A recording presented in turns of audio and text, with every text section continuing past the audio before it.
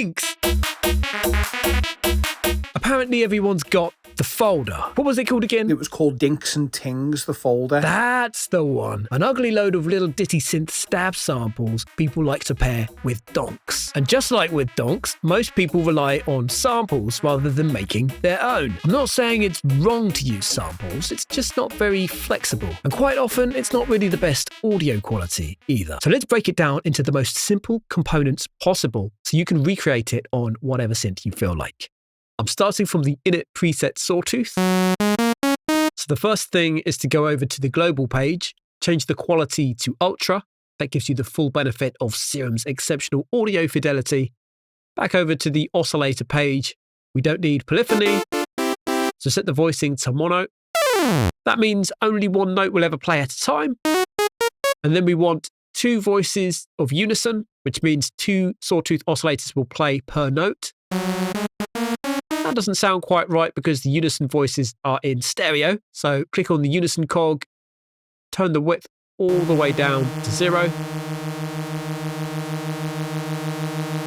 That's better.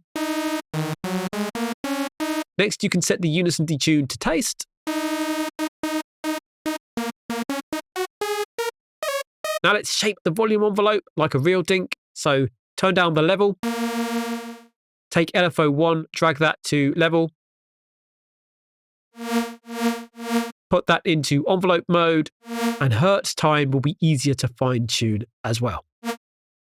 And what we'll do is we'll make it this shape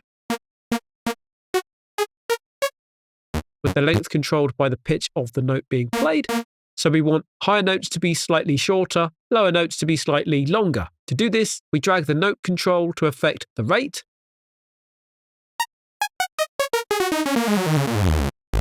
That might be too much of a range, so I could just bring that down somewhat, maybe around 50%. Okay, final thing, we need to activate the filter. And we'll want that on a 12 decibels per octave bandpass filter. And we need the cutoff to follow the notes. That's this icon.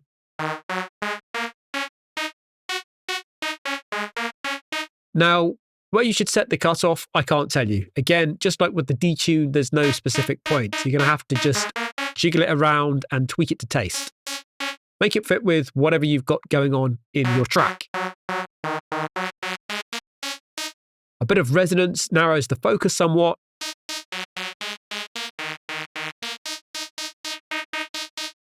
Or you could even use a 24 decibel per octave bandpass filter.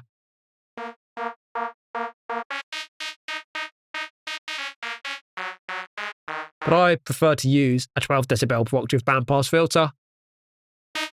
Those are the basic steps. Now I'll show you an even more geeky technique. So init preset again, global page, set quality to ultra, oscillator page, set voicing to mono. We want 2 oscillators in unison, width to 0, detune to taste, volume off. Let's control that with LFO1, set LFO1 to envelope mode, hertz timing, this kind of shape. Note tracking affects the LFO rate. Bring that down to about 50%. Adjust the rate to taste. Now here's where it gets interesting. I've replaced the normal sawtooth with a custom wavetable from my private archive. It's a 12 decibel per octave bandpass filter with some resonance baked into a wavetable. I want stereo width, so first let's copy oscillator A with mods and paste that over to oscillator B. I'll give oscillator B more unison voices. Let's push the unison width all the way to the top. And I like the super mode, which is a slightly tighter detune distribution. Turn the level down a bit. Adjust the unison.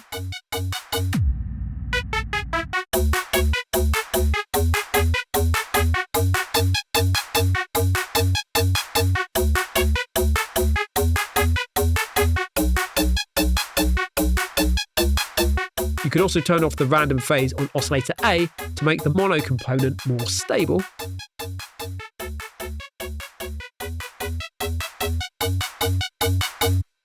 And And we could use macro 1 to adjust both wavetable positions at once. This controls the bandpass cutoff, and again, that can be tweaked to taste.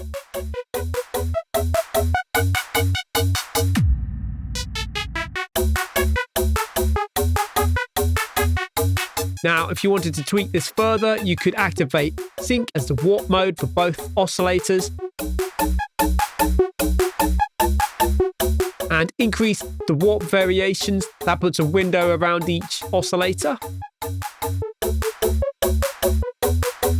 And now the oscillator syncing is yet another parameter for changing the quality, the characteristic of the sound.